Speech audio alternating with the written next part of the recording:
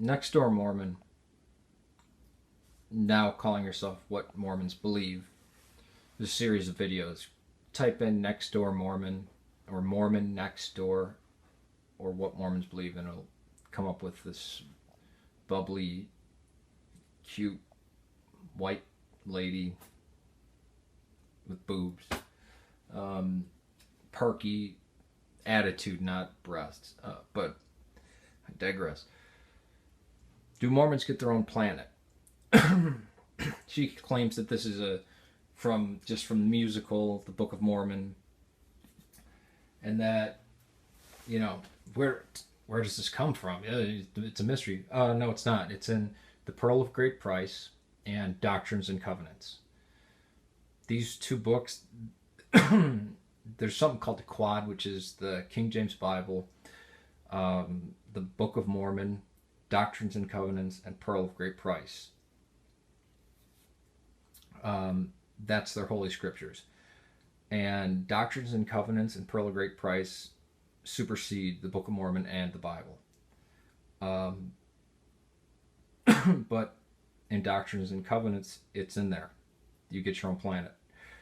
In the Book of Abraham, which is in the Pearl of Great Price, it's in there, getting your own planet. It's actually this idea of there being an infinite amount of gods, that the universe is eternal, there being an infinite amount of gods, that God didn't create the universe pre-existed, and he just put matter together. The God that rules over this planet just, put the matter together,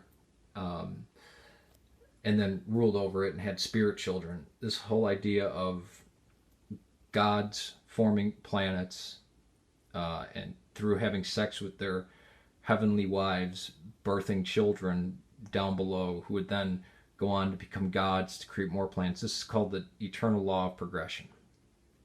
It's the core base of, for Christianity, it would be a fall happened. We're in a fallen state. Christ came, I'll just use the Protestant version, died for our sins so that we're covered with his blood, and God basically sees, like the blood over the doorpost in Exodus, and we go away safe.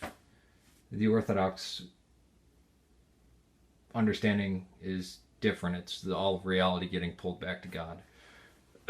But no, this is one of the most core things. This is the most core thing in Mormonism, is the eternal law of progression, the law of eternal progression. That's where the celestial, and terrestrial kingdoms come in, and then there's outer darkness. And if you're one of the goodest of the best Mormons, and you do the temple rites and everything, and you wear that weird Masonic underwear, and you tithe and all this, you will get your own planet. This is why they still believe in polygamy, because if your wife dies and you remarry, both of those women will be your wife in the hereafter, and you'll be having sex with them to populate these planets. That's what the early Mormon prophets believed. Joseph Smith developed these beliefs over a period of time, but the prophets immediately after him, that was the main thing for plural marriages, because how just one man, one woman, how are you going to populate a planet? Because you need to make spirit babies first. So I'll link her video to this video. Put a link in the description bar or in the comments or whatever, and check out what she says compared to what I'm saying, and then go and look for yourself. Do Mormons actually get their own planet? And you'll see it's in Doctrines and Covenants and in the Pearl of Great Price, particularly in the Book of Abraham, and there's also the King Follett funeral discourse, where he says men become gods just like God. God was once man.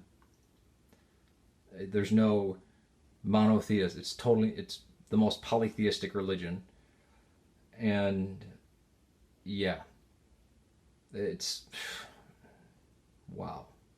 That's the whole point of being a good Mormon, to become God, to become a God just like God, and to lord over a planet. And so then your spiritual children, some can go to outer darkness, and others can go to these kind of lesser heavens, and then others will become a God like you, like your God. Yeah. Like Bill Maher said, when all the good crazy's taken, you just got to go for the weirdest shit. So.